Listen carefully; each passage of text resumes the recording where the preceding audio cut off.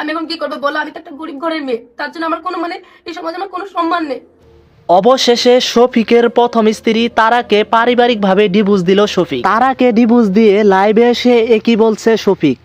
জানাবো আজকের এই ভিডিওতে একটি লাইক দিয়ে আমাদের এই ছোট্ট চ্যানেলটিকে সাবস্ক্রাইব করে ভিডিওটি না টেনে তোমরা সম্পূর্ণ দেখতে থাকো। হ্যাঁ বন্ধুরা, তোমরা ঠিকই শুনেছো, শফিকের প্রথম স্ত্রী তারাকে ডিভোর্স দিয়ে তার গার্লফ্রেন্ড সোনালী নামের মেয়েটিকে বিয়ে করতে যাচ্ছে শফিক। এই বিষয়ে শফিকের স্ত্রী তারা মিডিয়ার সামনে এসে অঝরে কেঁদে কেঁদে শফিককে নিয়ে বলেন, শফিককে আমি ভালোবেসে বিয়ে করেছিলাম, শফিক যে আজ আমাকে এভাবে ডিভোর্স দিয়ে দিবে এটা আমি আগে জানতাম না। এবং শফিক এমন ছিল না, শফিককে ফাঁসানো হয়েছে। সোনালী নামের মেয়েটা এবং দ্য গ্রেট মিউজিক ওয়ার্ল্ডের মালিকরা শফিককে ফাঁসাচ্ছে।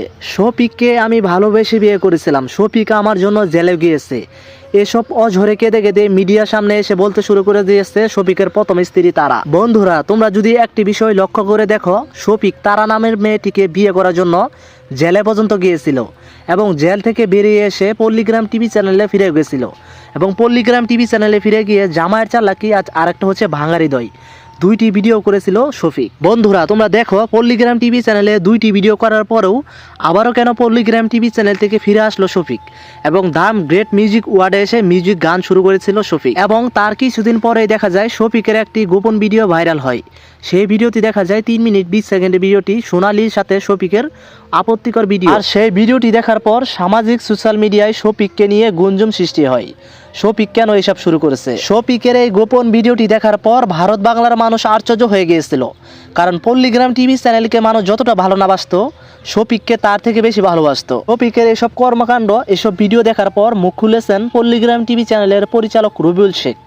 রবিউল শেখ বলেন, শফিককে আর কোনোদিনও পল্লীগ্রাম টিভি চ্যানেলে নেওয়া হবে না। এদিকে আবার শফিক তারা নামের মেয়েটিকে ডিভোর্স দিয়ে লাইভে এসে তিনি নিজের মুখে বলে দেয়। শফিক বলেন, আমার প্রথম স্ত্রী আমি তারাকে ডিভোর্স দিয়ে দিয়েছি, আমি এখন সোনালীকে বিয়ে করব, তার সাথে থাকতে চাই সারা জীবন। শফিকের এসব ভিডিও, এসব কর্মকাণ্ড দেখে ভারত বাংলার মানুষ ঘৃণা চোখে দেখে শফিককে। এখন এক সময় যাকে পল্লীগ্রাম টিভি চ্যানেলের জন্য অনেক ভালোবাসতো দর্শকরা, আবার সেই দর্শকরা এখন শফিককে ঘৃণা চোখে দেখে। তো এই শফিককে নিয়ে তোমাদের কিছু মন্তব্য থাকলে অবশ্যই কমেন্টে লিখে যাবা। তোমাদের কাছে হাত জোর করে রিকোয়েস্ট করি, ভাই চ্যানেলটিকে সাবস্ক্রাইব করে দিয়ে একটি রিকোয়েস্ট করলাম। ধন্যবাদ।